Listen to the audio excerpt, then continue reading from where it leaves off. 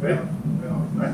Welcome back to Spirit Squared. I'm Andrew Darrington, your host. Tonight, we're here at the Humidor here in Tyler, Texas, and we're super excited with our guest that we have tonight. But before we get to our guest, we're going to thank a couple of our sponsors. We've got the Humidor, obviously, and we've got Vault Arms. Thanks so much, Blake Young and Virginia Young, for sponsoring us and helping us with our equipment and all the good things that you guys are doing for us. Red Construction, thank you, Thomas. And Martha, thank you so much for believing in us and being our first sponsor.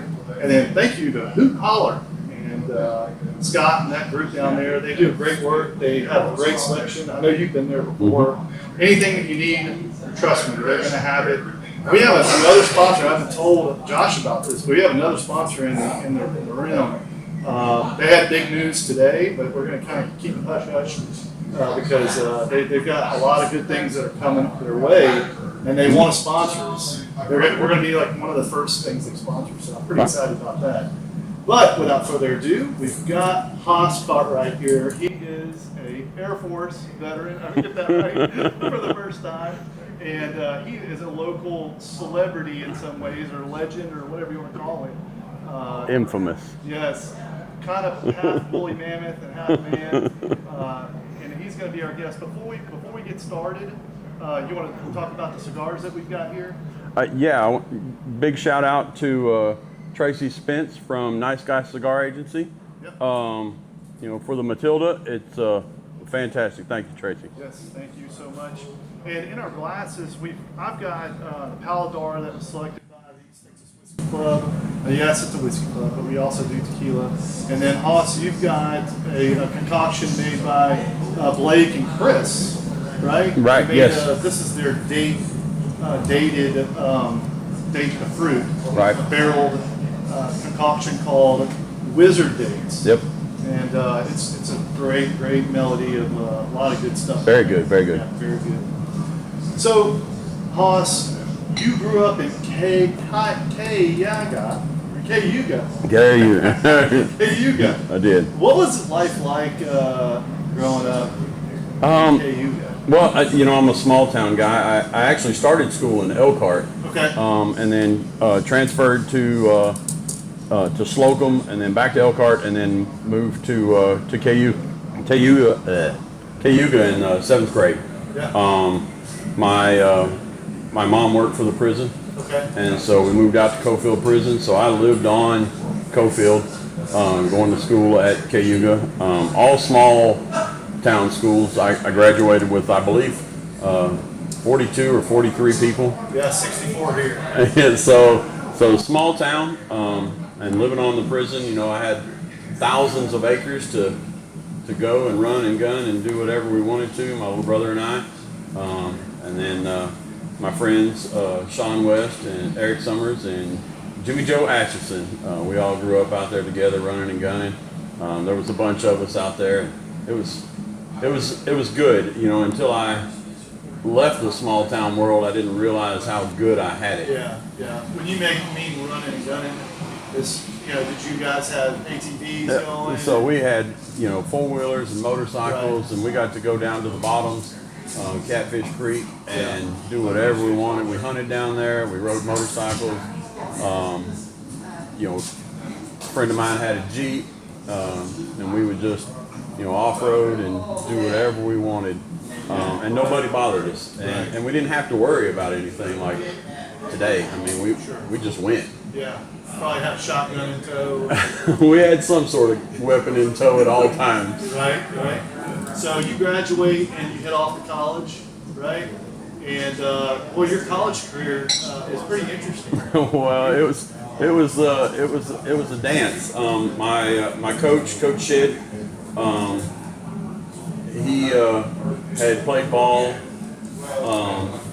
in college as well, and one of the guys that he played ball with, he had come down and see me and a couple of the other guys, Chris Williams and another friend of mine out of Lovelady, and he came down and watched us, and so we started our basketball careers at Park University in Parkville, Missouri, where I also picked up and started playing volleyball. I had played on the prison. There was the guards had a prison league, and so we used to play all the other prisons, and so I had played beach ball, in high school, and then ended up walking onto the volleyball team there at Park my freshman year, and never looked back from volleyball. I mean, that ended up being kind of my thing. Gotcha. So you played there for 1 year. Played there for 1 year. Came back to the state, or came back to Texas, and then I was going to join the military. Had a guaranteed job as a physical therapy technician, and because my major my freshman year was physical therapy, and I went and saw Coach Spencer there at Trinity Valley, and said, "Hey, I'm interested," and he's like, let me think about it." And so the day I was supposed to ship to MEPS and go to basic training, he called me and said, "Hey, I want you to come play ball." And so I called my recruiter and said, "Sorry, I'm not coming." Right. And that man called me for like the next 6 months. And called my mom anyway. And so I went to Trinity Valley, ended up redshirting. While I was at Trinity Valley, I also was a band manager and got into choir. I was trying to make sure college was paid for. So I started doing choir in college. I did the regular choir and show choir while I was there. Did that for a year, and then a friend of mine, Nathan Davis, was going to Hardin Simmons Christian University to play ball and said, "Hey, come with me." Okay. And Nathan and I were rivals in high school. He played at Eustis and I played at Cayuga. And so we've been friends for a long time. And so he said, "Come on." And so I took off and went to Hardin Simmons. Ended up playing volleyball instead of basketball. They had a club team there. And that's when I really knew that volleyball was kind of my thing. Did that for a year, and Nathan had left me, and I was like, I'm not staying here by myself. Right. So my fiance and I at the time ended up transferring to University of Texas at Arlington. Okay. And she and I split up, and I was playing on the club team there and played on the basketball team. And then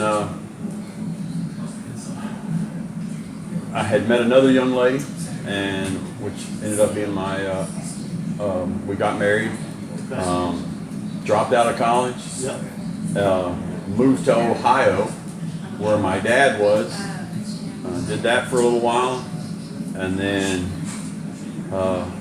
I was a car audio installer at Custom Trim of Akron and Century 2000 in Akron. This is 2005-ish? No, this is 1995-ish, Okay. 96. Oh, no, yeah, we're still in 1995. Yep, and so 1995, 1996. wife and I at the time, we were just kind of barely making it.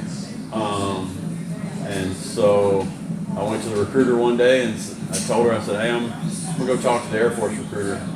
And so I went down and bam. Signed up. And Was there a reason why you selected Air Force? So, funny story. Dad's prior Marine Corps, Vietnam, and Dad. I had an uncle in the Army, Vietnam. They were actually together most of their careers, which was funny because Marine and Army and Vietnam together. They actually got blown up on the same convoy together. Really? And both got shipped out to the medical ship together. But Dad had told me if I joined the Marines, he'd whoop my ass. Yeah. And so I still kind of wanted to do physical therapy, and which I had kept as my major at Hardin Simmons as well. And so I was hoping to get back into that. My wife and I joined the military together. We actually left for basic training the same day. Okay. And so it was, I was hoping, but we both went in open general. They made me a firefighter and her a cop. She was an SP. And so that was challenging. But yeah, so we joined May 8th of 1996. Okay. Tinker Air Force Base was my first base. Yeah. I had a good start. My chief was Chief Goodbread at the time. Okay. It's actually where I picked up my name. For those that don't know, my real name is Josh. Okay. But I showed up my first day in the fire department and went up and introduced myself to one of the old civilians and said, "Hey, I'm Aaron Cartwright. I'm your newest civilian, or your newest firefighter." And he said, "Cartwright, like Bonanza, big hoss." Yeah, big hoss. And I was like, "Yes, sir." And from that moment on, there's people that I went through my whole 20 years in the military that Never knew you. didn't know my real name. Right. And so that's where Hoss was born. And I did. You did basic at Tinker? No, I did basic in San Antonio at Lackland Air Force Base, and then tech school for firefighting was at Goodfellow in San Angelo, which just so happens to be where I retired out of. So I started there and ended there, Yep. which was a huge blessing. While I was at Tinker, it was a whirlwind. We had a few emergencies that were pretty significant. Went to Korea for a little while as a backfill. Let's talk about the emergencies. You got a tornado there, right? We did. We had the May 3rd tornado in 1999, which at the time was the largest tornado ever on record. Because I was actually off duty when it happened, and then and watched it coming at the base, and then reported into work, and we worked for the next After pass. forever. Clean. Yeah, because Dell City right outside the base was completely annihilated. It didn't exist. There was a trench cut. I don't know how long it was, but it was a mile wide, and it went all the way through Oklahoma. Yeah. And so worked for days and Nothing but days. slabs. It really was. And when they did the rebuild, you bet there were a whole lot of Yeah. storm rooms built into houses. Now there were some houses that had storm cellars, Sure. which those folks were very, very lucky. But it was a trying time. But that was kind of where I cut my teeth was that emergency. Because most of them up until that had just been mostly medicals. That was kind of what I did. The first part of my career was, well, most of my career I was a rescue guy, and I ran medicals. Rescue guy, typically in the civilian world, they call them a truckie. They do the high angle, low angle, confined space rescue, and a lot of the medicals, and that's what I did. Right. There's also a fire there too, is that? We had an E3 AWACS fire there. What is it, for the folks that are listening, what is an E3? So it's AWACS. That's the one with the dome on the top that basically controls the battlefield. It's basically a big command bird is what it is. Okay. How does that relate to a fire though? And so the fire was actually on the aircraft. Oh, okay. It was in the belly. Myself and a guy named Brian Stegner. I wish I knew where Brian was. But Brian and I, we were crawling around the belly of this thing, trying to find this electrical fire forever. We'd had to egress or evacuate, all the folks off the aircraft, and then Brian and I were actually in the belly of this trying to find this fire. We finally found it.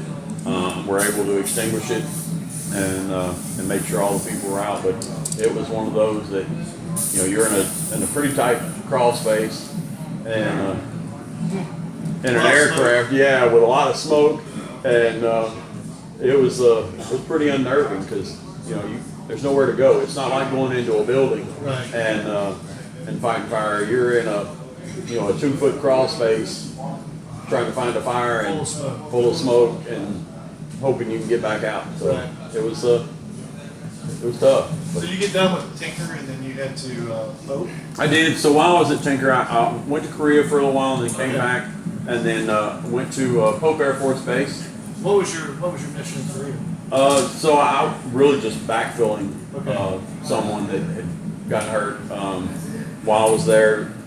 The old fire station, for those that fire dogs that'll remember that are listening, that end up listening to this.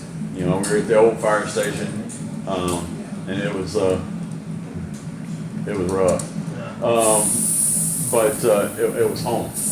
And but came back, went to Pope Air Force Base in 2000. Was there for 2 years. Had a handful of emergencies there, but nothing really major. But that's also when You went to Columbia and Korea there, though. I did. I went to Korea in at Tinker, and then down there I went back to Korea after 9/11. So 9/11 happened, and they said, "Hey, you're going." And so a couple of days after 9/11 happened, we jumped on a plane and off to Gwangju, Korea. We went. Yeah. Are you in need of some top-notch libations to elevate your next gathering? Look no further than Hoot and Holler Liquor Store in Gun Barrel City, your go-to liquor store for quality drinks. From smooth bourbons to crisp wines and everything in between, Hoot and Holler has one of the largest and most diverse selections in East Texas. Planning a special occasion? Let our experts guide you to the perfect bottle. You'll receive excellent customer service not offered in the big box chains. Visit Hoot and Holler today and let the good times flow. Well, before we continue on, what was Columbia like? Columbia is, because you're helping support a mission. It was drug interdiction missions is what it was. So you're helping support a mission, which I've got some great friends that were running those missions. Zach Byers, I believe, was also on those missions. Lazaritas, Laz, a couple TAC Ps and combat weather guy. They ran those missions, and just great dudes. So knowing that you're supporting those guys was pretty cool. I didn't even know we had a base there until we went there. So it was a pretty cool experience. Back to Korea. In Korea. So 9/11 happens. So 9/11 happens. We go to Korea. Everybody knows where they were when that happened. Yeah, absolutely. So 9/11 happens. I was actually working in the alarm room at Pope Air Force Base. I had to have shoulder surgery. I tore my shoulder up, and so I woke up. I was working. Doing what? I'm playing volleyball. Of course. So I was playing volleyball at Tinker and had to have surgery. I blew it out and had to have surgery. And then when I got to Pope, I was told I couldn't play volleyball anymore. Well, I was messing around and lightly swung, tore it again. Ended up in the alarm room as a dispatcher working second shift. So I'm home asleep. 9/11 goes off.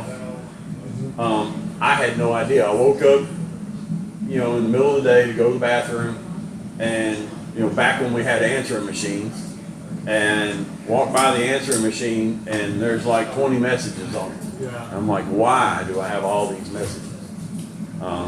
Some were my wife saying, hey, if you got to go to work, whatever, yeah. It's been a long day. So I finally got to work. They said, hey, you're going home. You're heading out. yeah, and they didn't say where. They didn't say But what. you knew you were going somewhere. We knew we were going somewhere. We had no idea. Yeah. And I'll tell you where I was. I was on a golf course. I was an assistant pro, and in Shreveport. in Shreveport, So you know where Bush ended up, right? He ended up. Mm-hmm. And so all of a sudden, I see stealth fighters flying over our golf course, like back and forth, back and forth, back and forth. And I'm outside, like I'm, running carts, and I'm not inside doing anything. And I see these, and I'm like, man, there must be an air show nearby. And I wasn't aware of an air show. Of course, I wasn't that interested in them anyway.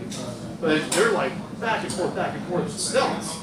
And I've never seen one in person. These are some guys that They're flying fast. Everywhere. And low too, pretty low.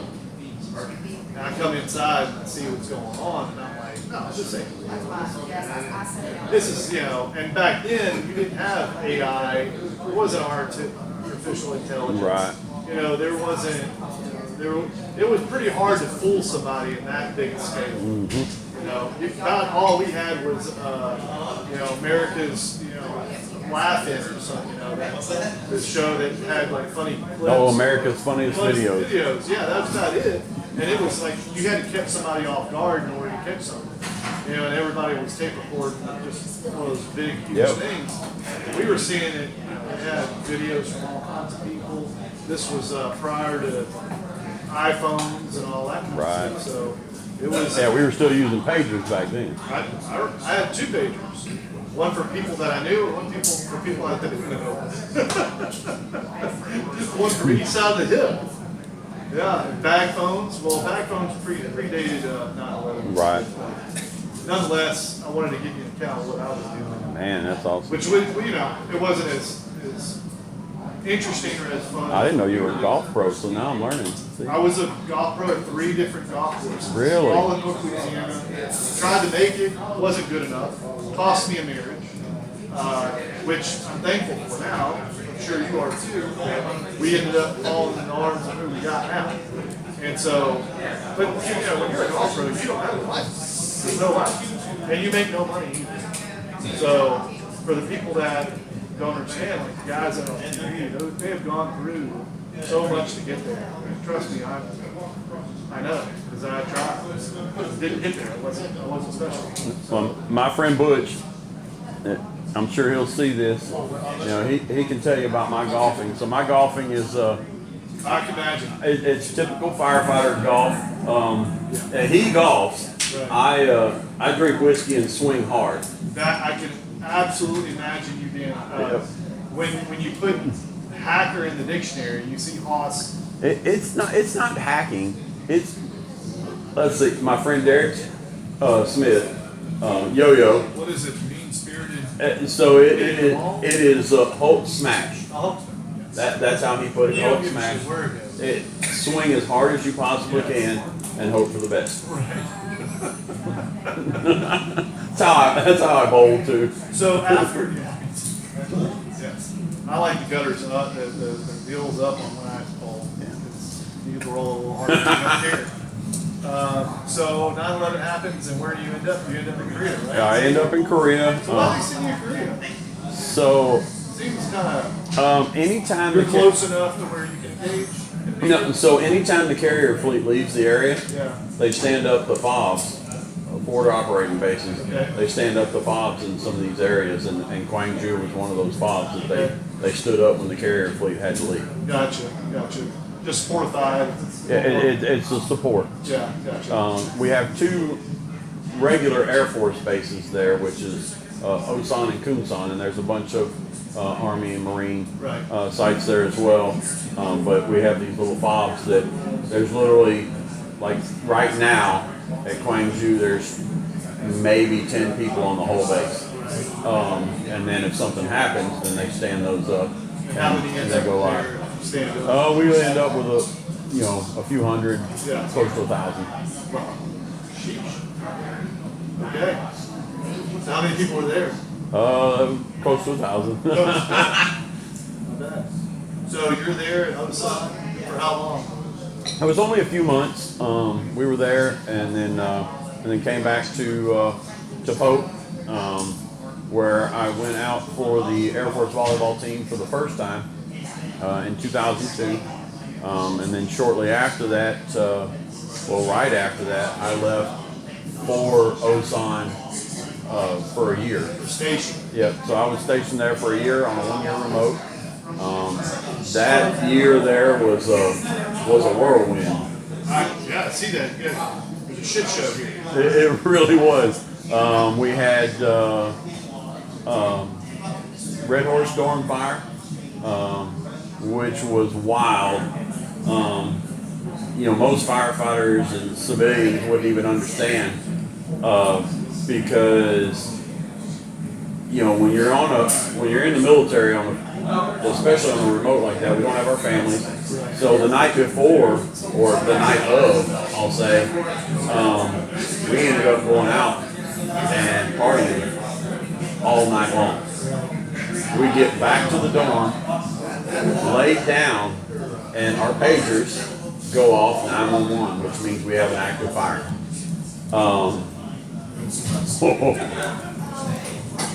So we go, I'm trying to wake everybody up. We go back to the station. At that point, none of the taxis are running. It's, early morning, 2:30 in the morning. And so from our dorm to the fire station is about a mile. So we're walking by, we end up walking by the dorm that's on fire. We help out there. I probably did some things I shouldn't have done, but I'm not gonna talk about it. Get back. You can't phrase it in a way that we can hear? No. No, but I mean, you literally have a whole bunch of drunk off-duty firefighters responding to work to go to a fully engulfed second and third floor dorm fire. So you say you did things like you risked? I probably shouldn't have done. Yeah, I risked some things that I probably shouldn't have. It is. It can be.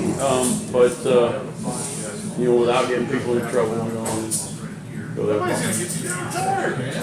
Yeah, but some of those guys aren't. I mean, we're not naming names. This was, a lot of years ago. It was a lot of years ago. But went to the fire station. I was the NCOIC of the alarm room at that point of dispatch. So I had to make all the notifications to everybody. Greg Russell, amazing guy. He was the deputy PACAF fire chief. I called him, and I believe it was Chief Donan at the time, who was the PACAF chief. Called them, let them know, hey, we got this working fire, and it's bad. Then we had that fire, and it did go. It was wild. I've done some things that don't work. Yes, true. But it was. It was good. It really was. But Everybody got away safe. it did. Nobody died. There may have been a couple people hurt. Cannot confirm nor deny. But it was good. It all started from a dehumidifier in a second floor day room that it caught on fire. There were some things that shouldn't have been done that caused it. It rolled out. The doors were external doors. Rolled up. The third floor doors were propped open. Rolled into there. So it was wild, but nobody was killed. A lot of people were saved. See, that's not that bad. It wasn't. So we had that fire. You had some crowd. You had two fires and a couple crashes. So we had another fire. We had another dorm fire for a new dorm that was being built. Again, I was off duty. I actually showed up to the fire carrying a beer. And I was off. I'm walking by, and they said, "Hey, go get your beer." And so I handed my beer to a young lady and said, "Hold my beer," and it was really a "hold my beer, watch this." So went back, got my gear, came back to the scene. Myself and John Rawson went in, and we worked for a long time. It was they were doing some welding, I believe it was, and some metal ceiling tiles had caught on fire. Metal ceiling tiles. So we had metal and regular ceiling tiles, but they had caught on fire. And so we were having to clear all these out to be able to extinguish the fire because it was down in it. So really kind of a cool experience, but just different, not something you would normally see every day. The The Humidor is your online cigar retailing headquarters. Our experienced staff has spent years finding some of the best cigars from around the world to sell to our customers. If you're looking for an online cigar store that can help you find your next favorite smoke, welcome to The Humidor. We began The Humidor because of our deep appreciation of the finer things in life, a good conversation with friends, an aged whiskey, and, of course, a fine smoke. That's why, in addition to selling premium cigars online, we also operate a brick-and-mortar cigar lounge in Tyler, Texas. Our lounge is crafted to provide a classic ambience with modern sensibilities, and we've spent time ensuring that smokers and non-smokers have an enjoyable experience, whether they're there for a drink with friends or to enjoy the game. Had that fire, and then we had the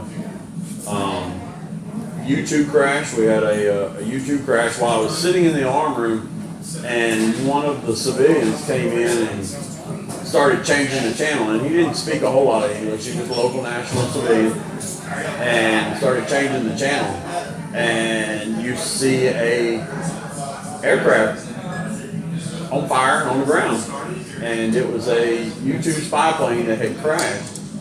So I'm notifying the tower and everybody else. They had lost contact with them, and so that civilian, it was not that civilian saw it on a civilian channel and came in and found and told us and changed the channel, and that's how the base found out that it was gone. So we had to respond down and took care of that, and then we had the Red Horse vehicle maintenance fire. Ended up being an arson. A young man had poured denatured alcohol all over the building inside and lit it on fire, and it was a full blaze. Again, Greg Russell's having to listen to me on the phone saying, "Hey, we got another fire." Because of all those incidents, though, we as a team, those of us that had been there for it all, were awarded the PACAF Heroism Award, and which was pretty cool thing, you know, as a Air Force Staff Sergeant, E5, being awarded a Heroism Award. You're like, wow, man, somebody's recognizing all the work we're doing. And I was like, man, who gets to do that? Right.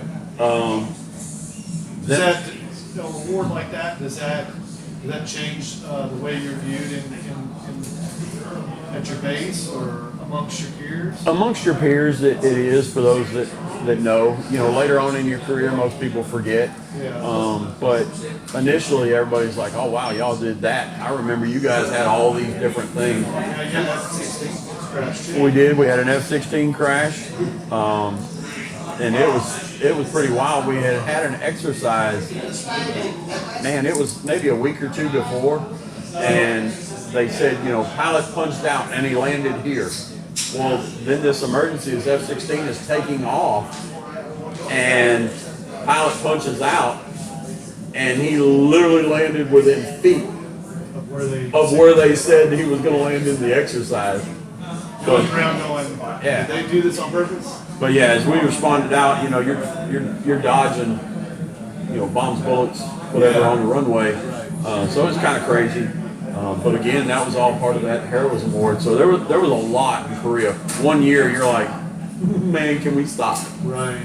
But it was good. I mean, that was for me. That was kind of at the time was the highlight of my career that I had got to be a part of all that, and then to be awarded that award, we were like, oh man, this is awesome. A combination of everything that you've done. It was. Yeah. And then I was for the dorm fire, I was also awarded a single action medal for the work that I did on that fire. Right. The one that you can talk about, not the one. Was that the beer? That was the beer fire. No, it was not. It was the one I don't talk about. Okay. We'll just have to talk about that off camera. We will. Yeah. So you moved from Osan to Anderson? I went to Anderson Air Force Base, Guam. Again, kind of a whirlwind. Yeah. Much different climate, right? It was, you know, and I was dreading, you know, I wanted to go to Guam because I'm thinking, you know, it's Guam, it's awesome. Well, you know, we had AFN, which is, you know, basically shows you the weather for all the Air Force. And so I'm watching the AFN and it's raining in Guam every day. So I was like, man, I don't want to go there. So I show up and I realize it does. It rains 15 minutes somewhere on island every day. But other than that, it's sunny, it's hot. You know, you're by the equator. It's bad. I mean, it was good, but it was bad heat-wise. And they tell you, you know, when you show up to the base, hey, you know, if you're not used to being in the sun, you know, don't be outside for any more than like 30 minutes at a time. It was cover up.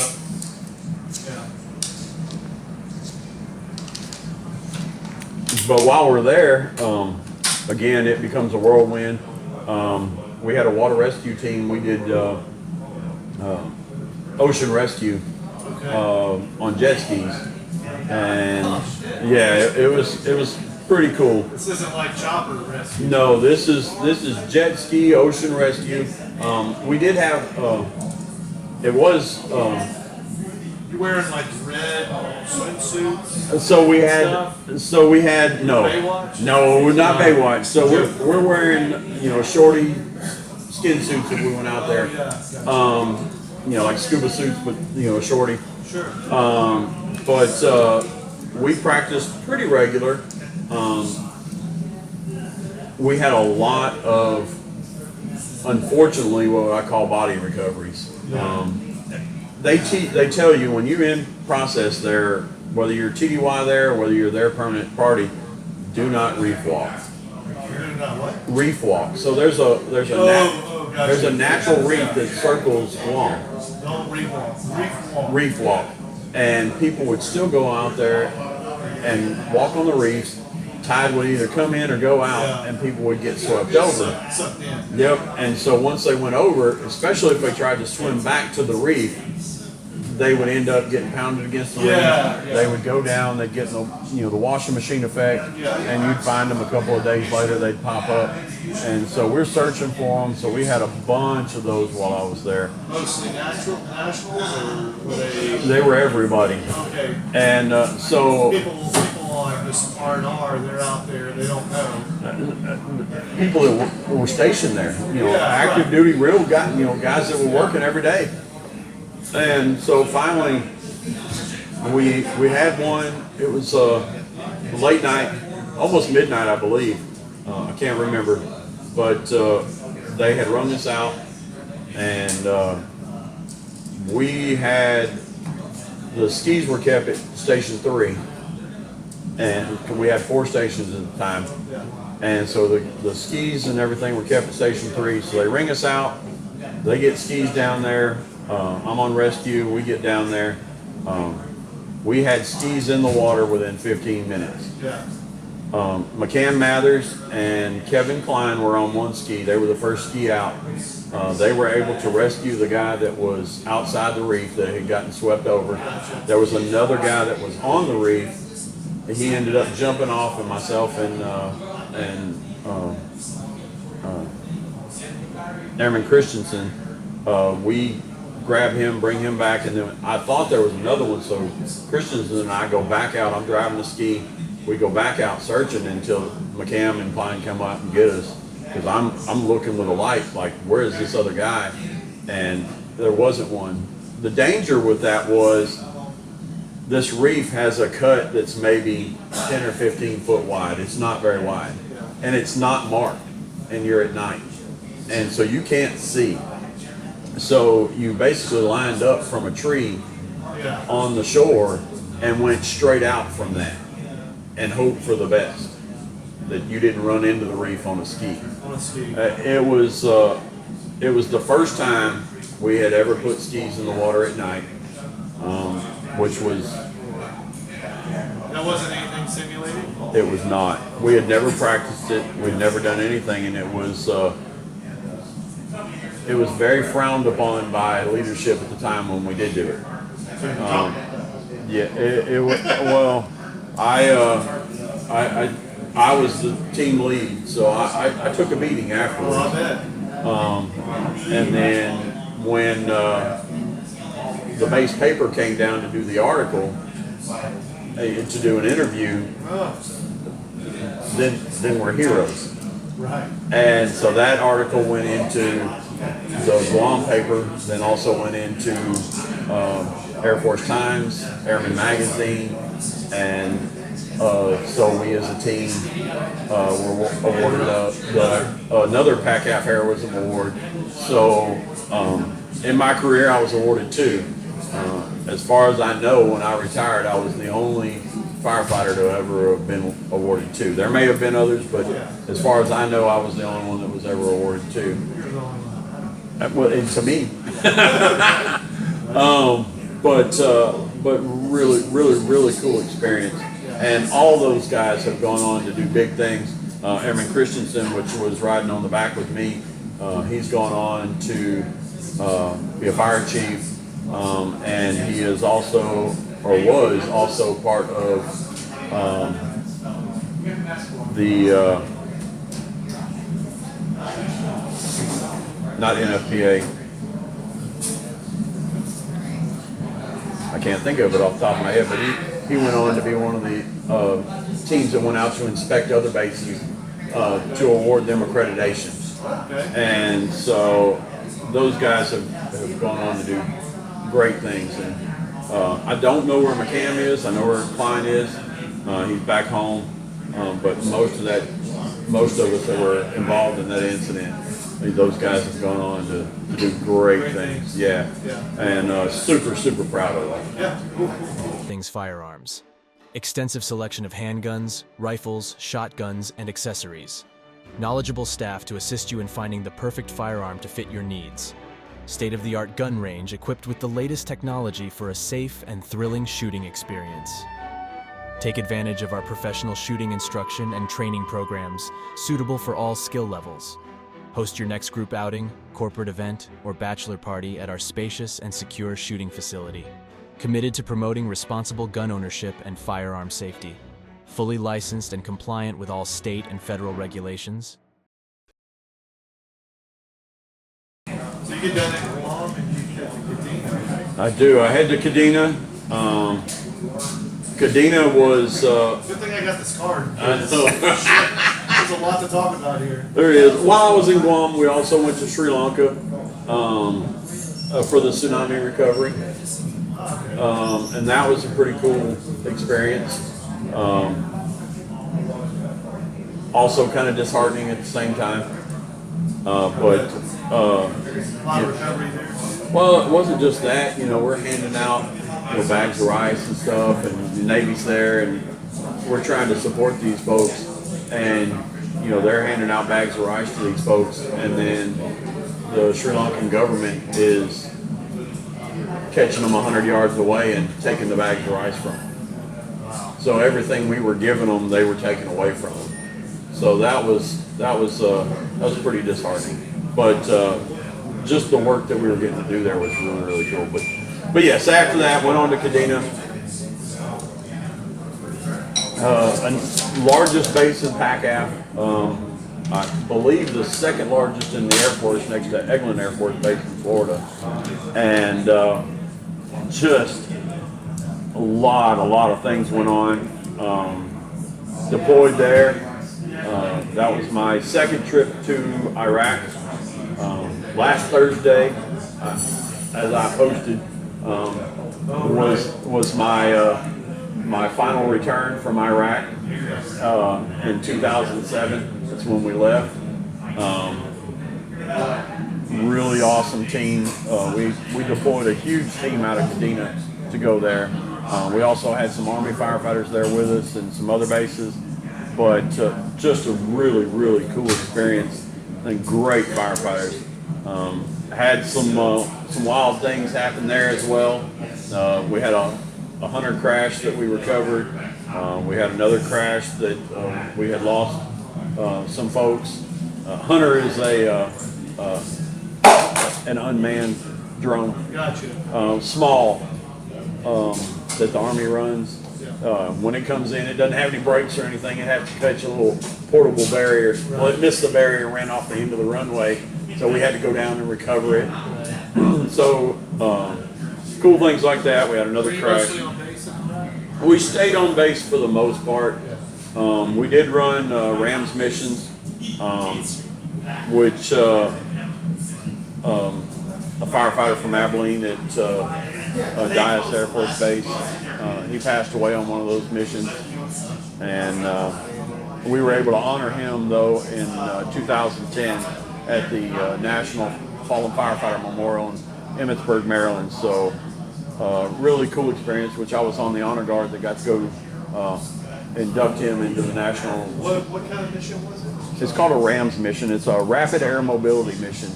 So there at Balad, or LSA Anaconda, depending on when you were there, it had an inner and an outer wire, and we would run rapid air mobility missions for not only our own people but local nationals that had been attacked by their own people. Right. So what does that look like? What is it? I don't know what a RAM mission looks like. you get on a helo Okay. and you fly out and you triage or you do whatever you need to do to make sure the people come back. The hospital there at Balad was the theater hospital, so it was the largest hospital in Iraq, and so everybody flew into Balad for that. So we would fly them back in or bring them back in, whatever kind of shape they were in. And then So you would fly the line looking for folks that need help. after an incident happened. So we just didn't, the folks that ran those missions, they didn't just fly around. It was, we were at the fire station, something happened, they'd load up. We had a Stokes basket there with a generator on it and like a combi Hirsch tool. I think it was a Hamatro is what we used at the time. But we had that, had our med bag, and then jump on a helo and fly out. There was usually a PJ with you, and a couple of firefighters and some other either special ops or Army guys that would be with you to provide cover. So it was interesting. I mean, Going to bad places. Do bad things. Do bad things. Yeah. Cover what you could. Yeah. How many of those RAM missions did you go on? I only went on one my whole time. Yeah, That was enough. that was plenty. I was for the most part the Army firefighters that were there with us. They did those missions. Staff Sergeant Harris at the time, he was the lead Army firefighter. He and his guys would do most of those missions. Crazy stuff. Yeah, I mean, and good guys. Sure. In fact, Sergeant Harris and I were stationed at Goodfellow together later on, years later after that, and he went on and did great things in his career. So pretty cool. Other than Iraq, you went to Columbia again, right? Did Columbia again while I was at Kadena. Again, supporting the drug interdiction mission. Pretty cool again. We had a lot of people came and hung out with us at the fire station because we had this huge water bladder for an alternate water source that ended up being our swimming pool. And so we hung out a lot in the swimming pool. Right. But it was again pretty cool knowing what you're doing there. So what does a mission look like for drug interdiction? So for me on that, especially when I went the last time, nothing. For me, for those guys that were running those missions, they're in the jungle going to find sites. For me, Cook sites. For me, I'm sitting on base. I'm more providing support for the aircraft that are flying in and out of there. Catching them. Yep. So another friend of mine, Ashley Sperling, he was a AC-130 gunner. When we met in 2002, he had done Overwatch for us when I was in Columbia the first time. And so those kind of guys, when they come in, we're making sure that the airfield is secure for them and if anything happens to the aircraft, you know, an in-flight emergency or ground emergency on the aircraft, we're supporting that. Right. So that's what we do on base. As Air Force firefighters, that's typically our mission, is to support the aircraft.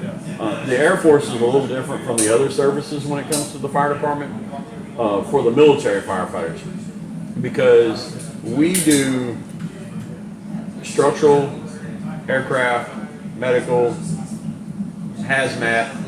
We do everything. As to where a lot of the other services, like when I was at Kadena, the Marine firefighters at Fatima, they only did the airfield. Okay. So we had a swap program where we would allow them to come over and work on our base, and we would send some Air Force firefighters down to cover them. Right. That way they could get that experience that we had. Because when you go through fire school at Goodfellow, it's the DoD Fire Academy. All services go through there, and they all get all the same training. Right. But when we get to the field, we don't all get the same experience. Sure. Got that. And so we did that so they could get that structural and medical experience that they never would have gotten in the Marine Corps. Yeah, gotcha. And so really cool experience. Yeah. So you're done with Kadena. Yeah, when I got back to Goodfellow. I did. I got back from Iraq. I was pretty broken. Chief Ramirez was my fire chief in Iraq. He was my fire chief at Kadena as well. He got picked up as the Air Force functional manager for fire protection, and so he left, and we got in Chief Gonzalez, and Chief Ramirez knew I was pretty done and asked me if I would take over logistics at Kadena.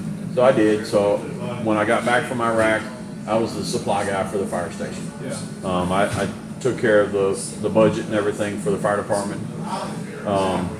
But because of that, I knew I didn't need to be on the floor anymore.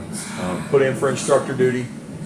Thought I was picked up for instructor duty. Showed up to Goodfellow Air Force Base, thinking I was an instructor. I was at the fire school, and I was checking my virtual MPF to make sure everything had switched from Kadena to Goodfellow, and it had, but it showed me as a military training leader, which for the other services is a drill instructor, but not like basic training drill instructor.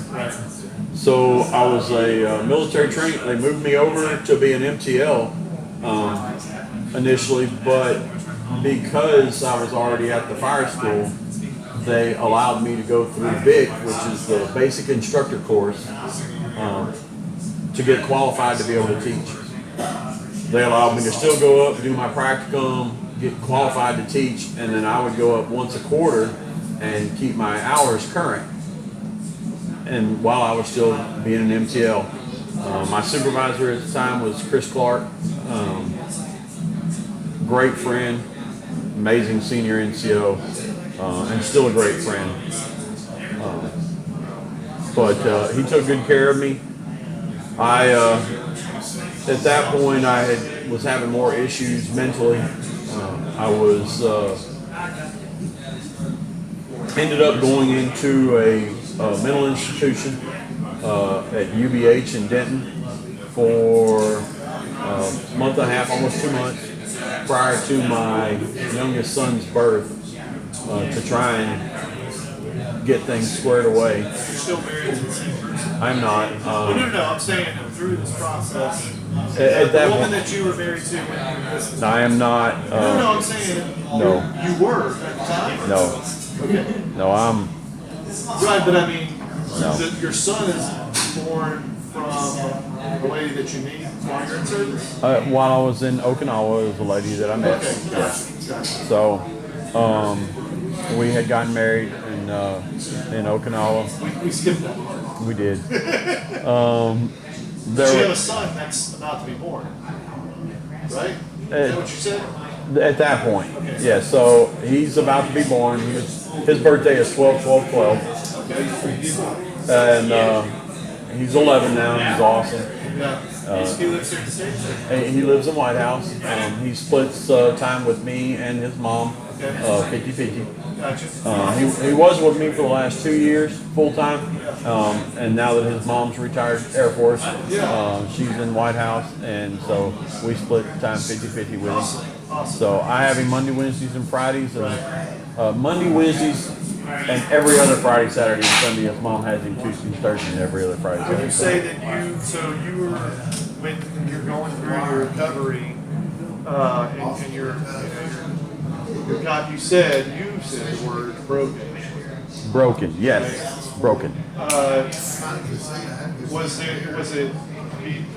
I know it wasn't being away because it sounds like you enjoyed your service. Like you had a lot of great times. You know a lot of people. You're naming them by name. I do. I had career-wise, and the people I met, fantastic people. Yeah, you speak highly of them.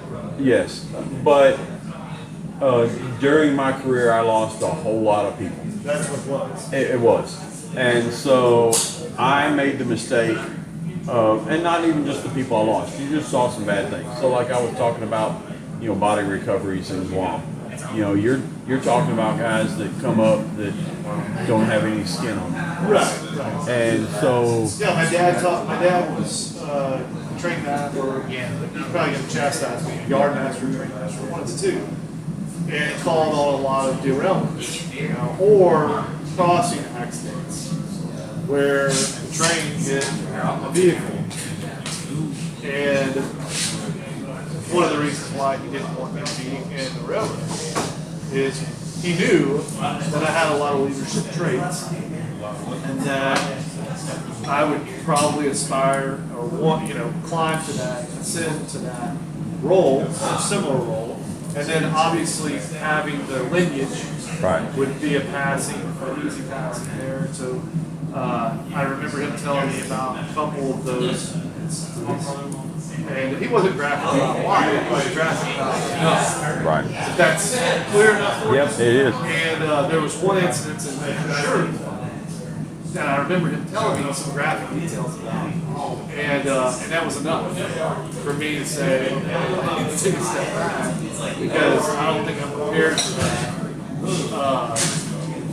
I could do it, but like you're saying, you're changed because your life lost, connections, the investment, and then your connection to families, and friends, and hearing their stories, and all that kind of stuff. It's taxing. Well, and that's one of the things that's difficult with. Well, before some of this 130 proof runs. I snagged a little. I did. So one of the things that's difficult about doing it in the military is, for me especially, the folks that you're responding to, because bases for the most part, like Guam, a very small base. So when you respond to people, it's usually somebody you know. Right, it's Dana that you were talking to at Mess, last week. Yeah, I tell people all the time, I'd had a couple, had a really bad cut, girl almost cut her thumb off. It wasn't she did, she was trying to take a knife from her husband who was threatening to cut his wrist. She tried to take a knife from him and it ended up cutting her thumb all the way through the tendons and everything. It is. And I had literally just met her and her husband the day before down at Taragi Beach on base. Wow. And we just had this conversation. I was down with some friends playing volleyball and I met her, and then the next day I'm responding to her injuries and her suicidal husband. And because after we transported her to the hospital, well, so we didn't even know about him. So we responded. She was outside the room, had her towel wrapped around. So we look at, nope, cover that back up. Sergeant Couch was his name. They loaded her in the ambulance. They took her to Big Navy Hospital there in Guam.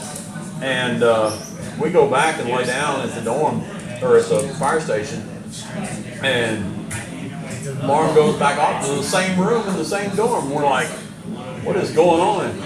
And it was the husband who was hiding in the room, and he had cut his wrist as well. So we responded back over to him, and it was that kind of stuff. We literally just met these people. A girl I had just started talking to and dating, she came to see me and a friend of mine, Sergeant Townsend, at the fire station. Her and a friend of hers, they had come to see us and hanging out. Well, I knew there was a party going on in the dorms, and I was like, hey, go over to the dorms, have a good time, I'll see you in the morning. And the next morning, I'm responding to her rape. And I'm the first guy in the room. And that is, those kind of things, they wear on you mentally and physically, emotionally. And so when you're in the field in the fire stations, a lot of times, you know everybody else is going through the same thing you're going through. So we all deal with it. You know, firefighters, civilian, military, doesn't matter. Like cops, you know, we're all 10 foot tall and bulletproof. You know, nothing bothers us, and we're not going to let anybody know anything bothers us. But when we got to Goodfellow, we don't hang out like we did. You know, it was a 9-to-5 job. Weekends and holidays off. We didn't hang out off duty together the same. And so that's when I started having, you know, a lot more issues. And so went into the hospital. My leadership. If you are looking for a reputable builder with a proven track record and a client base to back it up, give Red Construction and Development LLC a call.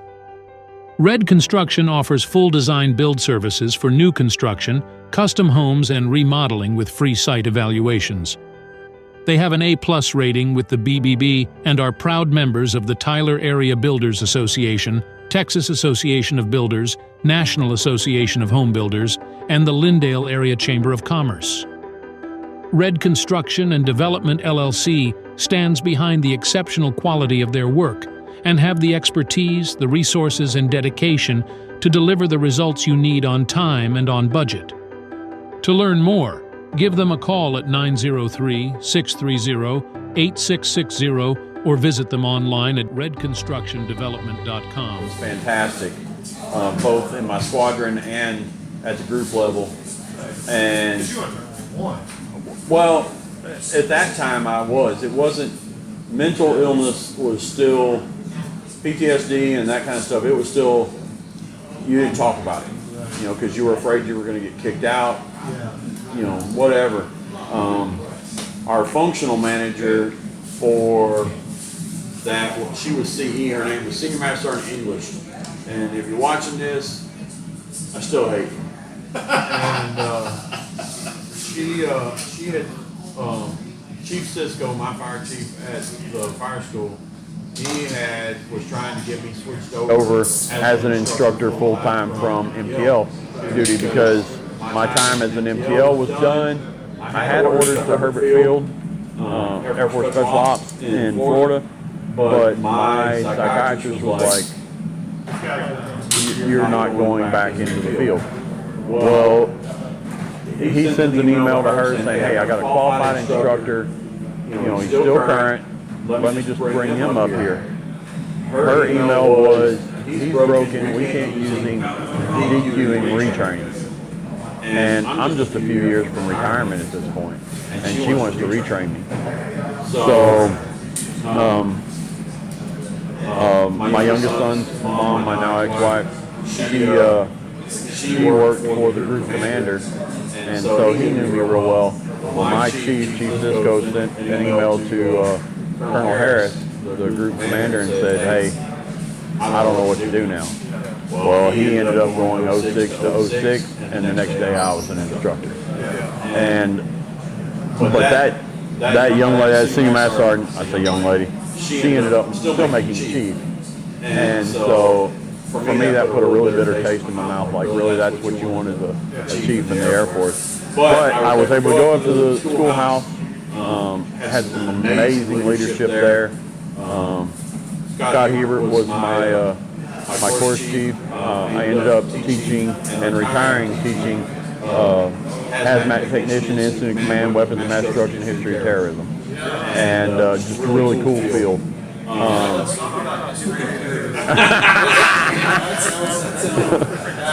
Well, it can be. We would teach about things like Fort Dick, to where they had tried to go in and bomb at the Army-Navy football game at Fort Dick. And so we would teach about those things. We would teach about, clandestine lab, the meth lab. And we did a lot of really cool scenarios.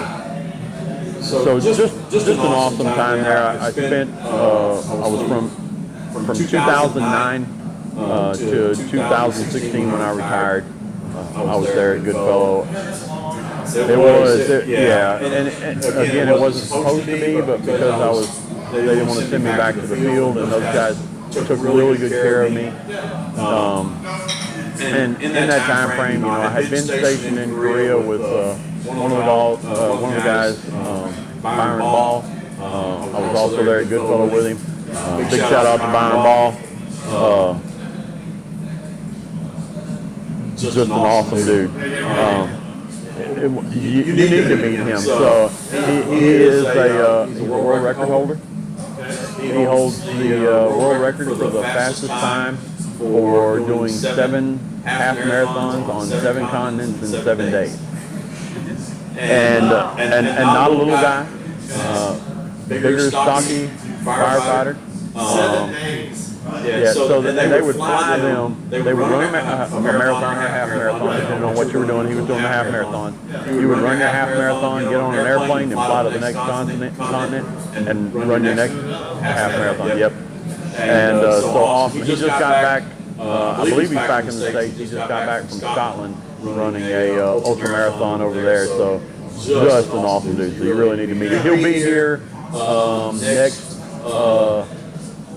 Veterans Day. He's going to come and speak at my wife's school as a guest speaker for Veterans Day, and I always bring him up here, so I'll make sure you guys meet. Just a really cool dude. So. But I met some awesome, during my career, some fantastic people, and they took really good care of me and treated me amazing. It was always, especially when I was an instructor, any of my former students that see this, they're going to tell you that, there was always story time with Hoss. And so it was, that was one of my things. I told stories, but I also tried to tell stories that were relevant for what you were going to be doing in the field. It did a little bit. I'm a storyteller. I do like to talk. A little nervous on here, but I'm not used to being interviewed. But I like to tell stories because I've been lucky enough, as a lot of my friends, we've done some really cool things. We don't always talk about them, and especially the bad stuff, right? You keep a lot of that stuff bottled up, and even the good stuff, because then sometimes you feel like you're bragging, you're boasting, you're whatever. Right, and there's been some guys out there that they're idols to me. I mean, I mentioned Jason Byers earlier. We call him legend. Zach, Robert Zachary, one of the more highly decorated Air Force members ever. TACP. We've got some local guys here. Bradley Gruchner from Slocum, who's blown up in the line of duty, and DT Israel Del Toro, also a TACP. Blown up, burned over 80% of his body, and still went on to retire. But I'll tell you what, man, these guys, Laz, just some really badass dudes that I got the privilege to be able to hang out with and know and call friends. Yeah, absolutely. So then, 2016, you retire. I do. I retire.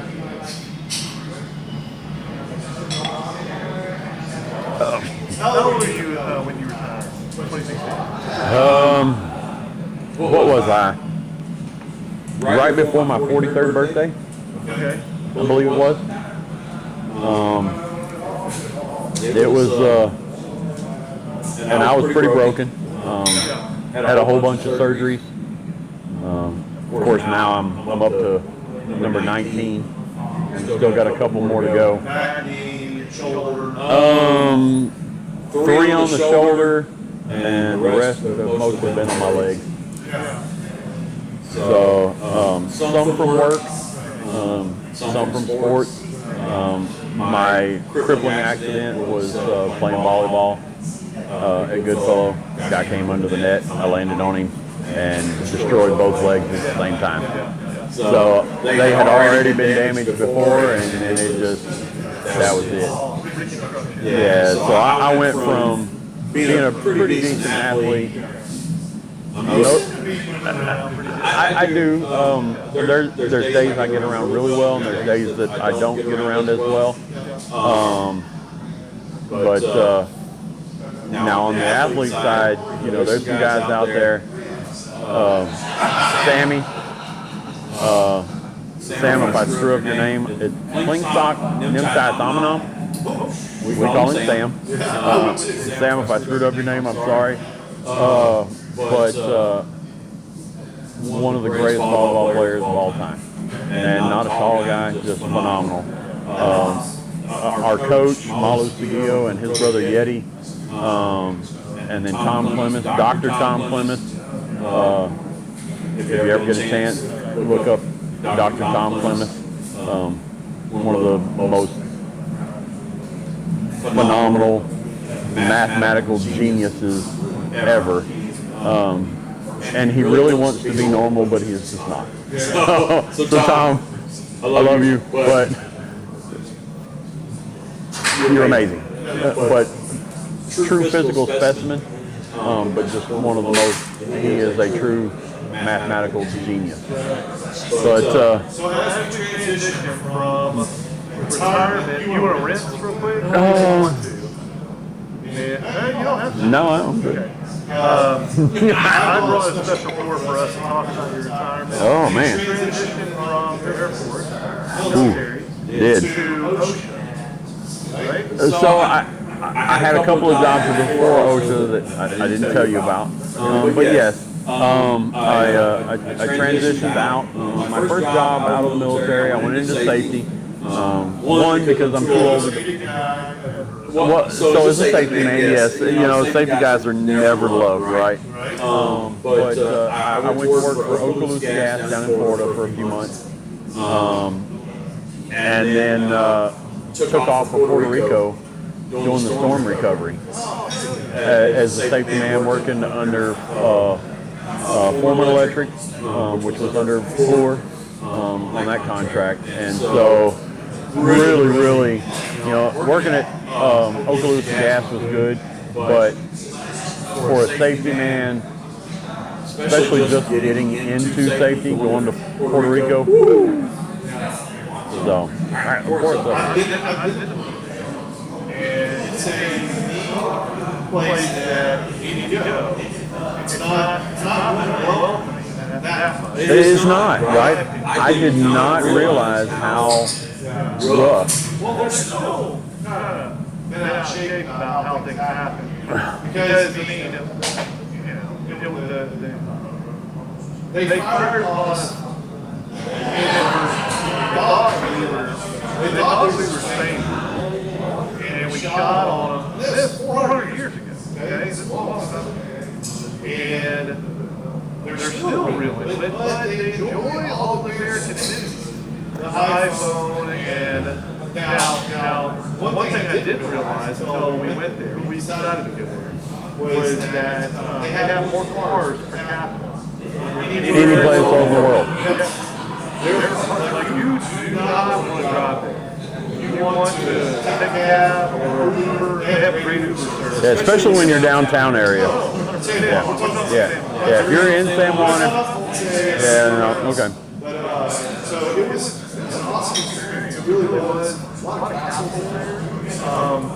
We enjoyed doing that. A lot of diving nearby.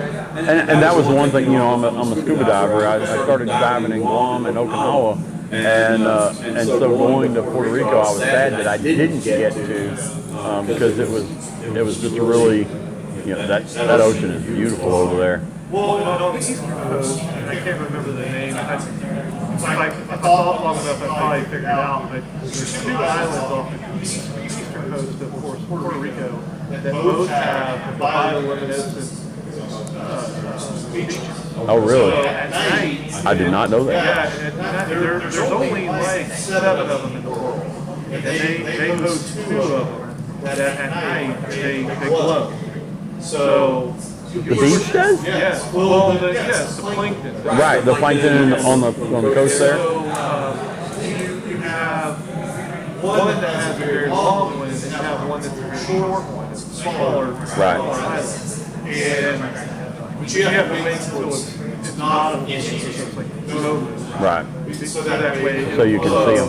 and you can see it all. Oh my goodness. I researched the hell out of it. I wanted to do it, but you have someone come through and they shut it all down.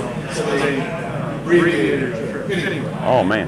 Now I want to go back. I bought you a Weller 107. The Weller 107 is my favorite anyway. So So Weller 107 is a weeded bourbon. Right. It's finished at 107. It's made by Buffalo Trace. A lot of people know this. In Frankfort, Kentucky. This particular barrel is, we refer to it as NCF. We call a bunch of acronyms out Right. for the military. This is non-chill filtered, which means Right. no filter. This is straight from the barrel basically. So if you let it sit, then it's going to get that cloudiness to it. Absolutely. And a lot of people say that NCF adds some flavor to. Have you ever had it? I have. Have you ever had both? I have not. So they don't do a lot of these, and you pretty much are a little generous. No, you are. Oh yeah. Don't do Osborne. No Osborne? Man. Okay. All right. This is a good word. See? Look at that. I thought- No, thank you for having me. All right, so yes, I think you'll enjoy that. Oh my goodness, that's good. That is phenomenal. I'm doing that bottle. All right. So That's the cameraman and audio guy over there, if y'all don't know that. So all right, so you're out of the military. You've done a couple jobs. I do. You landed in Ukraine, right? Yeah, so I come back from Puerto Rico. I moved back to Texas, and I go back to school at Texas A&M, or Texas A&M Extension, TEEX, up in Mesquite, who I was already an adjunct instructor for on the fire side. But I went back on the safety side. They have a program called COSHO program, Certified Safety and Health Official. They offer both a COSHO in construction and general industry. So I took my RV up to Mesquite, actually in Terrell, set my RV up and used my GI Bill, and for 3.5 months I knocked out every OSHA class humanly possible, right? It was, I mean, stop it. I mean, you go up there and freaking kill it like that. I did. I sat there. I went. I was one of the first people that did everything straight through 3.5 months. Another first. Woo-hoo. Look at me. And lots of first here. But yeah. So come back. One of my main instructors, his name was Frank Crossheim. He went to work for OSHA like a year after OSHA became OSHA. And so he was kind of a mentor to me and said, Hoss, I think you ought to apply for OSHA. And so I'm like, okay. So I did. I applied for an opening for OSHA in Little Rock. Arkansas only has one OSHA office, as to where Texas has multiple OSHA offices. Got interviewed. I was still in my classes at TEEX had to leave class one day. I was like, hey, I got to run out to my truck. I got an interview. So I'm sitting in my truck doing a telephone interview.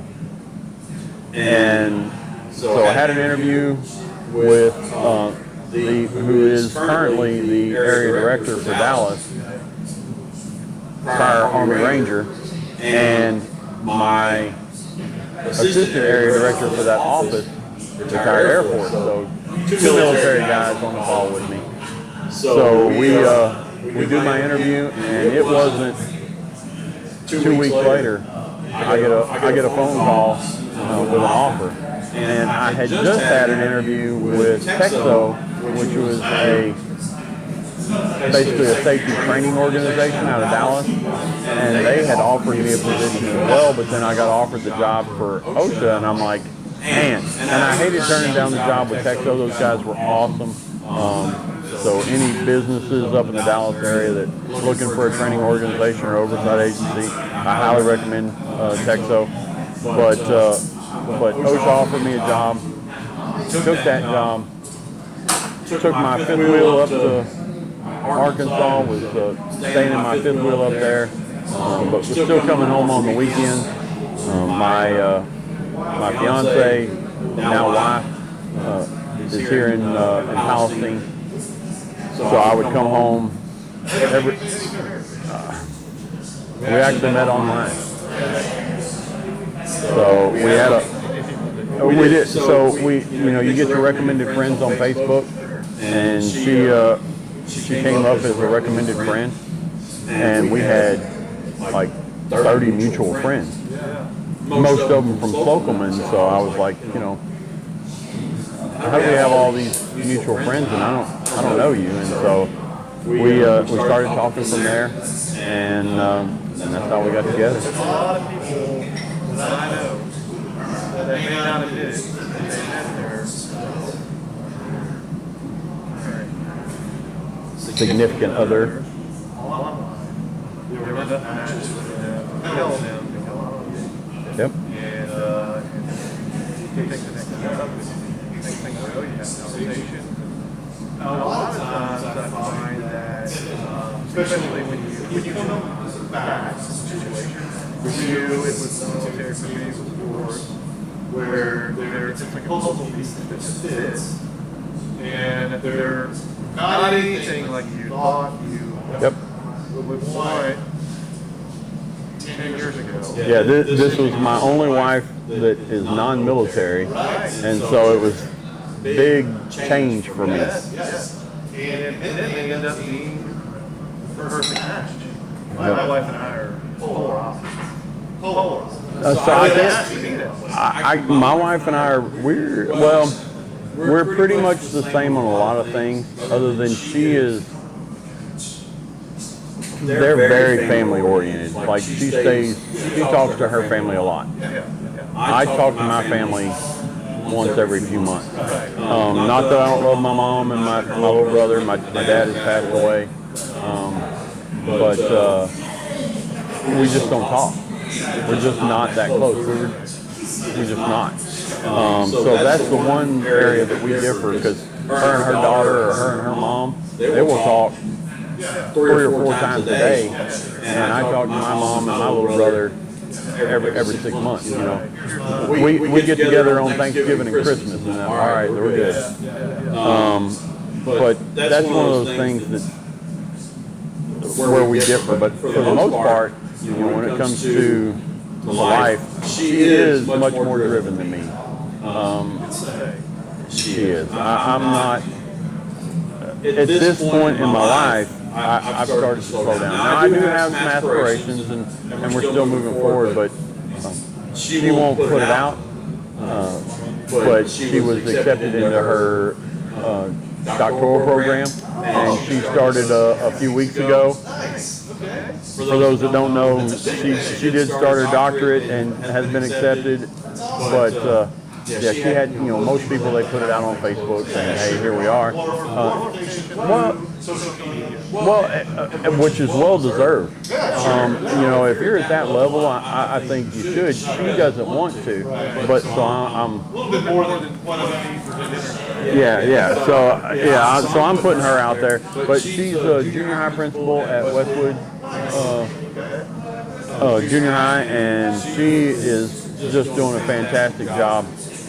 For me, you know, education-wise, I'm like, nope, done with that. And now I do have. Yeah, she wants me to. She's like, you gotta want something. I'm like, I do, baby. I want to start the farm. I want to, and I do. Yeah.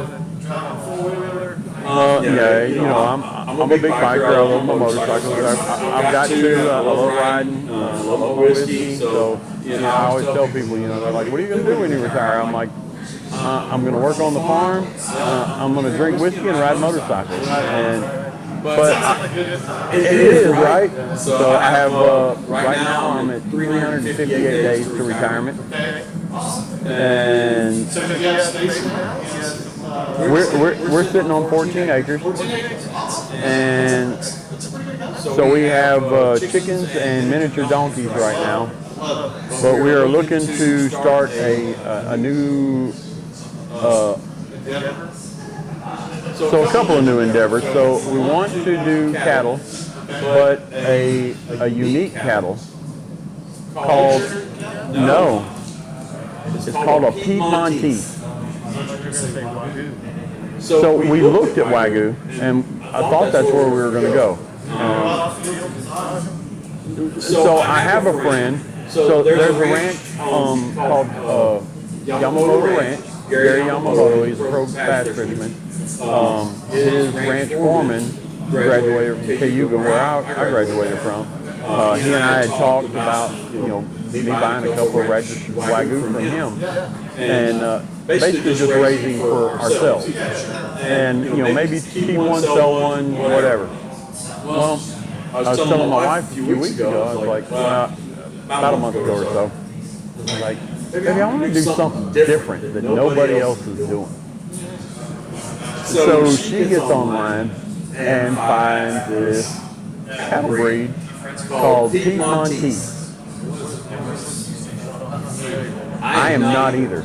And my family had done, you know, my grandfather did cattle when I was young. I've been around cattle my whole life. I had never heard of this breed. So it's an Italian breed. Apparently it's like 12,000-year-old genetics. It was a cross between a Brahma and some local Italian Oxford or something like that.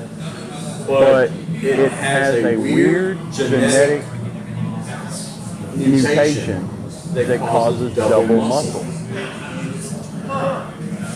and no fat.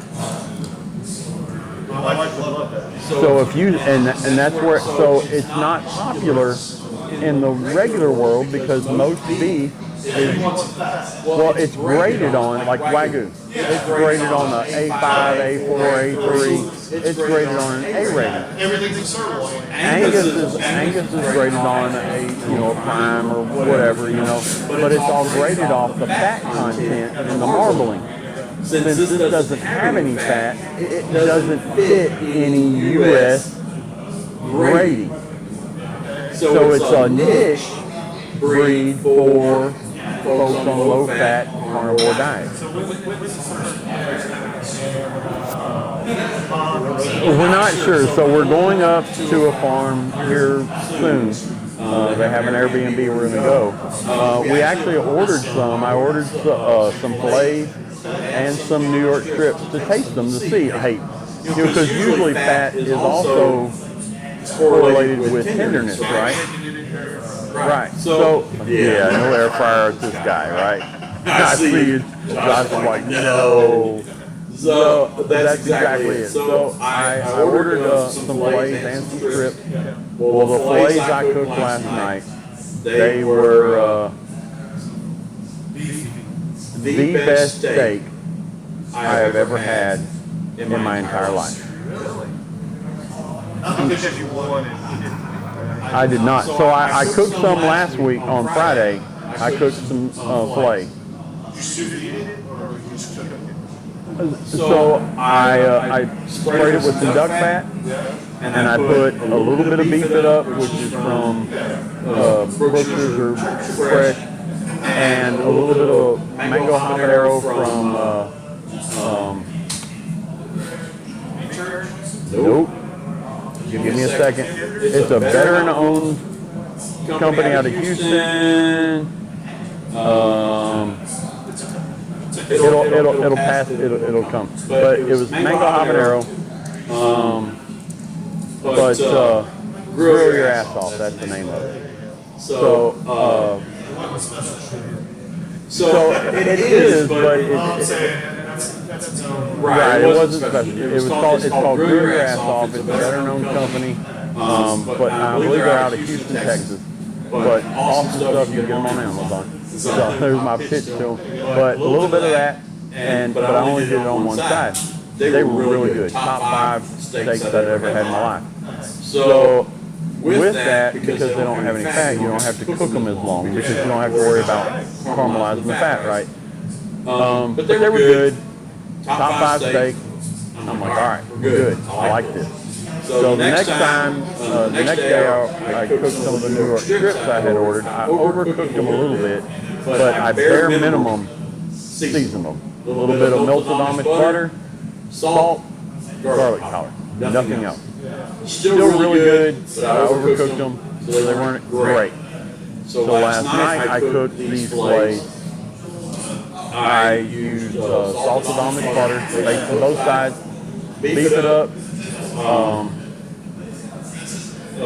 Mango habanero and garlic powder on both sides ended up being the best steak. I cooked mine blue rare because that's the way I like it. My wife's was medium, and hands down the best steak I've ever had in my life. And I'm a meat eater, right? I didn't get this size eating salad. I'd like to get on the So, but. Yep. whatever you said. Yep. Piedmontese. Piedmont. ESE. Piedmontese. Yep. So there we go. So, but yeah, phenomenal. So we're looking at doing that, and then I am also trying to figure out logistics and work. I would like to start a humidor myself in Palestine, and so It's definitely a great opportunity there. There's not one there, and honestly, I think that's a good outlet. Really good it is. for folks that It is. The other thing I've considered, and Jason Jackson from Axe and the Oak, who one of the owners of Ta. I think it's still currently the owner of Ta. I don't know how that's played out so far. no comment. Okay, so but Axe and the Oak Distillery, Jason is amazing. He had offered to teach me everything he knows to start my own distillery, and so that is also on the table as well. There we go. So yes. So let's slide into whiskey. All right, so we're sliding into whiskey. Yeah.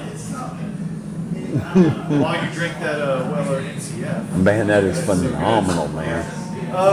So Next to the Widow Jane 16 year that we had, that might be my favorite whiskey ever. yeah, it's pretty good. Pretty good. We'll have to pour some for Josh. And Josh is over there like, please. So you joined the whiskey club 4 or 5 years ago? So I came in, Joshua Johnson, who is Yes. one of the operators It's my of. pleasure. Yeah, my pleasure. He is one of the operators from Chick-fil-A. He had told, we were sitting here at the humidor, and he mentioned the whiskey club, and I'm like, "What's the whiskey club?" And he was like, "I'll add you." So he adds me to the whiskey club. I got involved right as we did the second Jimmy's pick. Oh yeah, early on. Early on. Went to Jimmy's for the release, Yes, I was there too. And it was right after my knee replacement. So I am in a butt ton of pain. I'm on narcos, some of the whole bit.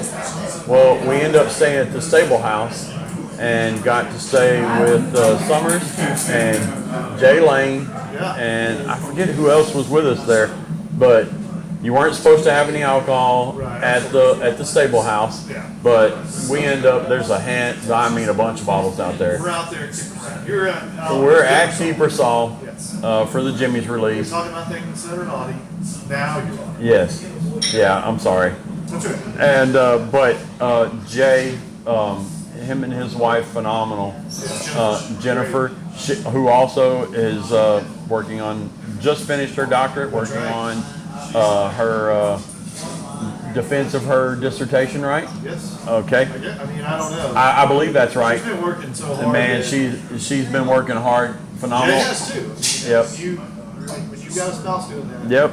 And she just got an professor job at UT. Yeah, I saw that. And so yeah, but I'm hanging out with those guys, and they're bringing out all these different whiskeys. And I was relatively like I drank whiskey, but I wasn't in the whiskey world, and so they're letting me taste things that I'd never even heard of. And so I was a Knob Creek single barrel Jack guy. Right. That was my extent of my whiskey knowledge until coming into the whiskey club. Sure. Other things, but nothing at the level we're drinking right now. Sure. And so just a phenomenal time, and so got really involved in East Texas Whiskey Club. Yeah, and it's like a brethren. it is. And you've got women, men. Honestly, kudos to our admins because they're very inclusive to all. Absolutely. All, right. There's plenty of groups that are very selective. Yeah, I agree. Yep. And that augment things a little bit differently. Yep. You know what I'm talking about? No, I do. And so. Yeah, there's been plenty of. Yeah, there were some groups out there that they discouraged women, yes. and yes. Yeah, and openly do it. Yeah, absolutely. And I know for a fact we've got multiple female-only barrel picks. Mm-hmm. And at first, when I started doing barrel picks, I would not do a barrel pick without a female being present because and Shannon and I talk about it in episode like 2 or 3 about females' palate. Yeah, so and that's exactly it. So the male and female palates are very different. Yes. And so those that females are involved in versus those that men do and those that women do, you can tell 100% difference between them. And big shout out to Shannon and Yvonne and all those, Jennifer and all the ladies, Letty, all those ladies that have done those picks. I mean, there's been some great ladies doing those picks. But yeah, it's kind of like the humidor, right? It is an extremely eclectic group of people from all walks of life doing all different things. You and I are totally different, right? And if it wasn't for the whiskey world or the cigar world or anything, you and I probably would have never met. And that's what's amazing, because like here at the humidor, you've got prison guards, you've got folks that made money in insurance, you've got We had a guy here from Washington D.C. He was right in politics, working in the energy industry. All walks of life. Ron was in politics. He's made his money in insurance. Worked at Kelly Springfield. There's just everything.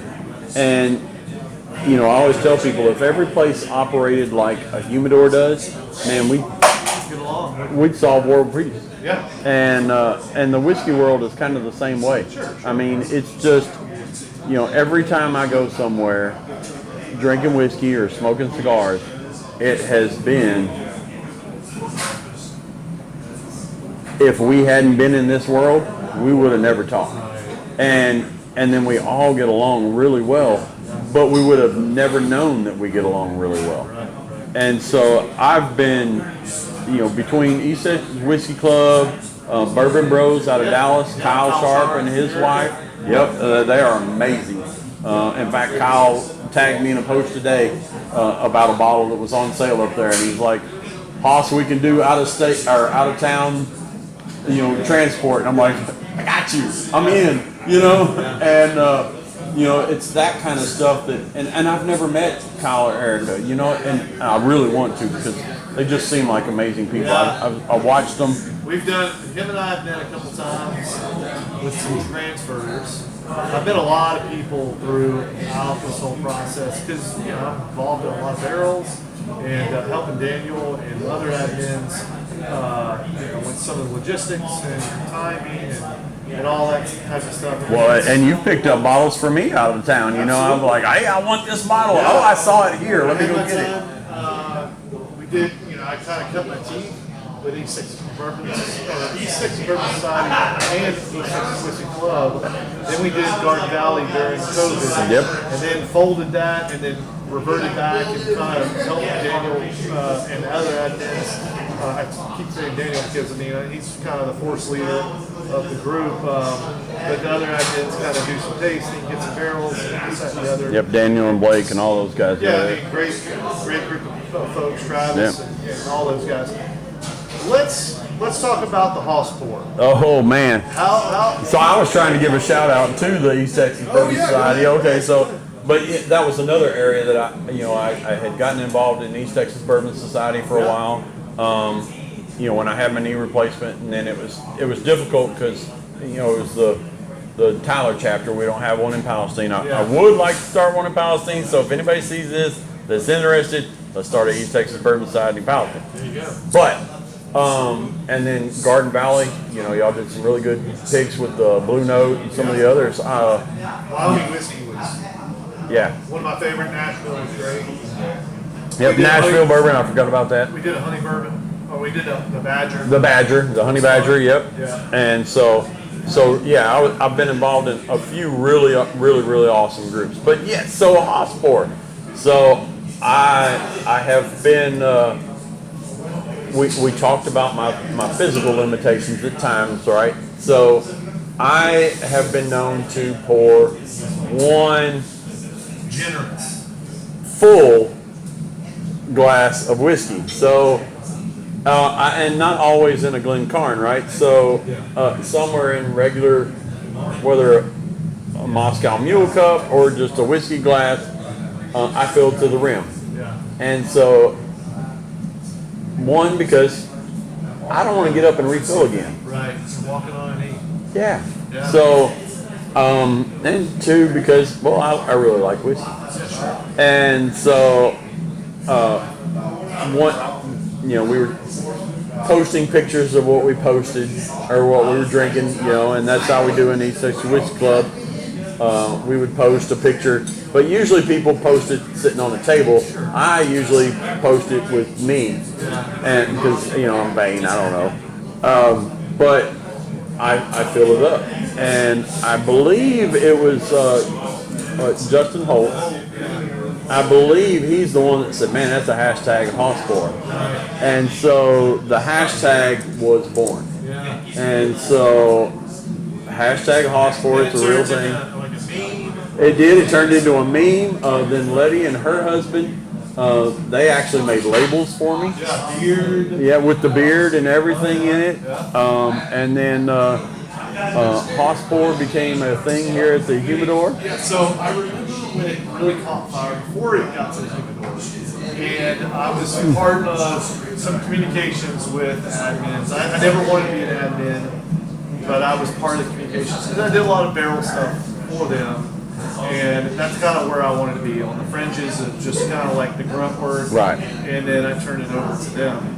And I remember that catching fire and there being some concern about like responsible drinking.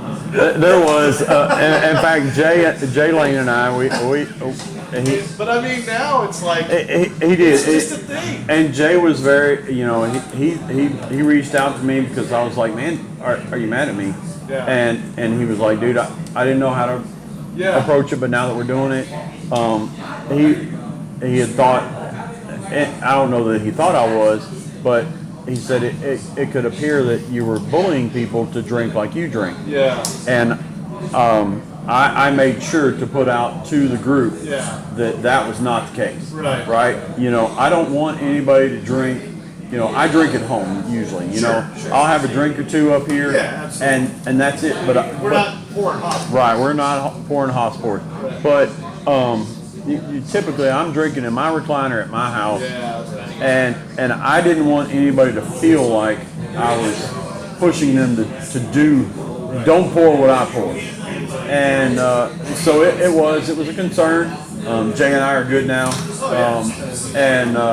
but you know, he was concerned. It's really turned into like you were on the Facebook page. I was the East Texas Whiskey Club background photo. Yeah, for a while. Yep, from A lot Tom. of people know who you are, what you're doing. Right. You know, some of your backstory, maybe not all of it, but some of it. It's just cool to see someone so genuinely come across, because you're not afraid of like who you are. I'm not. There's no sugarcoat here. Right, and I've got a friend at work. His name's Robbie Lee. He's one of the unit managers, and he calls me 100. Yeah, well, 100%. And what's cool is I've been in a lot of settings with you and your wife, and even your son. And where it's just like, hey, you're gonna get me the way I am, but it's so cool to see how many people gravitate to you. I think some of it's the beard, some of it is the posting, some of it is just the genuine nature that you come across. You're gonna say it like it is. That truthfulness can be lacking in a lot of ways.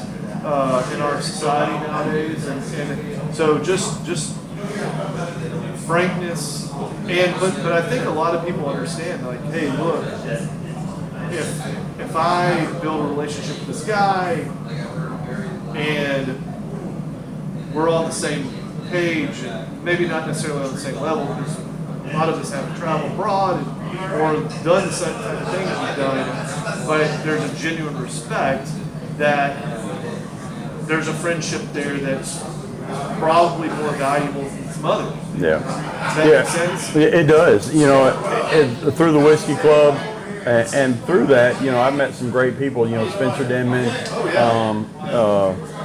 Denver Dyers, Jason Williams and his wife Summer. You know, those guys. There's a whole lot. I don't want to leave anybody else out, but I mean, there's been some really, really awesome people that I've met that I know I would have never met before. And funny, oddly enough, like Jason Williams and I, you know, he's a firefighter and I'm a retired firefighter. There's other fire dogs in the group. For those that don't understand what a fire dog is, that's just a slang term for firefighter, because we really are dogs. We're horrible people, but in some ways. You know, it's been a really, really cool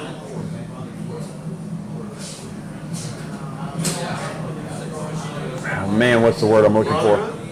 Brotherhood, but bringing together.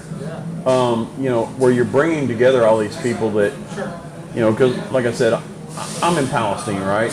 And most of the East Texas Whiskey Club is out of Tyler or Linder, yeah. Lindale, Bullard, that area. I'm one of the only ones, but you know, being where I'm at, I would have never got a chance to be around you guys. And man, I wouldn't trade it for the world. I mean, I love you guys.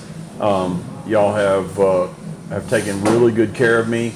There's been times where, you know, I couldn't afford a bottle for, you know, when we did a bottle release, and admins either paid for a bottle for me or held one for me until I got the money. And you know, because when I first went to work for Train, I just, you know, I'm trying to pay off bills to be able to retire, and I'd be like, oh God, I didn't know this release was coming, because we weren't as open about we were doing these surprise A lot of releases. secrets. Yeah, there was a lot of secret, and so I'd paid a whole bunch of money to pay off bills, and so I've got enough to make it through the month. And a release comes out, and I'm like, man, I can't do it. And guys have taken very, very good care of me, and I am so grateful. And I try to repay, when guys can't get bottles, like Daniel had posted about a Ladybird pick the other day, and I'm like, I would like another bottle, but I was able to get a bottle at Garrison Brothers. So if somebody doesn't have a bottle, I would prefer they have a bottle first. But if you've got one, my wife loves Ladybird. She just loves it. That's part of being in whiskey for a little bit. You understand the karma, Yeah. and you understand like how it works and all that good stuff. Take care of people. Yeah, it is. It's very unique. Man, it's been so awesome to have you on. Man, Andrew, thank you. Yeah, it's I mean, I think that these types of things really help with just talking it out and just spending time together and understanding things. I leave these podcasts learning more than I expect, but I think that guests typically leave feeling better about themselves and what they've done and what they're doing and all that kind of stuff. I just hope that you feel the same way. Absolutely, man. I'm so grateful for you having me on. Yeah, man, you got a great story, a great life. It's still living, and so don't forget that you're still living. Hurrah. So you're still doing what you need to do. You still have a purpose. You still have a great family, not just at home, but you have it extended as well. So awesome, man. Awesome. Great to have you on. So our next guest, it's going to be very, very interesting. We're going to talk about plastic surgery. So we're going to shift gears a little bit. Wow. Because when you think about plastic surgery, I mean, normally you think about, boobs and Boob butt, jobs. Yeah. And so we're going to talk a lot about what plastic surgeons do that don't really fit the bill. They do a lot with limbs, digits, and burn recovery. Yep. And do a lot of chronic issues as well, recovery. So we're going to talk a lot about that in the next segment. Also, I get to talk to my sister-in-law. Wow. Who is in that field, so I'm super excited about that. Also, so I already talked about the sponsor. We've got another sponsor that's on the horizon. But Is that Tom? next month we turn a year old. What? Yes, it's been a year already. Man, how come I didn't get to be the 1 month or 1 year? I mean, come sorry. on, that's man. So I'm next month kind of we're a hurt. year old. Okay. Not only that are we a year old. I guess we'll have some kind of party or whatever, or maybe probably have bourbon for that, or tequila. But so I have my sister coming on here pretty soon in September. She's going to talk about secondary education. My mom and dad are going to come up. It's going to be really, really fun. She is a professor, so she got all the brains. I got some of the social skills. Still trying to figure that out. But she's going to come on in September. But we are booked. Our podcast is booked until March of next year. March. And we've got And I got to be one of them. superb content, including us. But we've got superb content coming up. We've got Coffee Maker coming up that is local. Wow. So Local. we've got Kent D coming on. Oh man, they're We've amazing. got First Tea coming on. We've got someone who's telepathic that's coming on. We're going to do some spooky stuff. I mean, that is the gist of the podcast, is entrepreneurs, nonprofits, and people making a difference. Wow. And so appreciate you coming on. Really enjoyed the time we spent. I did too. And, Thank you. Thank you. Thank you, Andrew. Thank you guys. We'll see you guys on the See you next guys. episode.